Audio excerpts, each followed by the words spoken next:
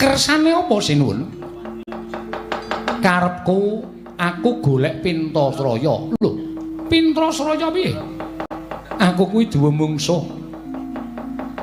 Wujude Nalendra jebles kaya aku tanpa beda. Ora genggang sarikma. Nanging menungsa kuwi ingkang aku Natandrawati ing Nyidra Pustaka Jamus mihang jimat kelima sada. Begawan Dewa Kusuma. Nek sampeyan iso nyirnake Nalendra ing wujudane kaya aku, sampeyan njaluk apa wae mesti bakal tak turuti. Sinuwun, kepasang Yogya katujuh ngene. Dene sejatine martaku ning jagat iki wis sinampiran pakaryan kudu nglakoni tapa ngrame. Tetulung marang sak pepadaning urip.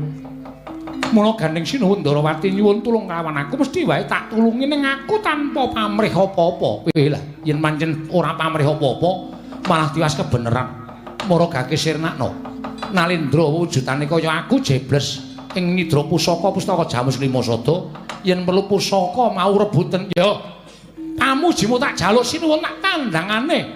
Mungsuhmu ing wujudane kaya sira Sinuwun Ndarawati.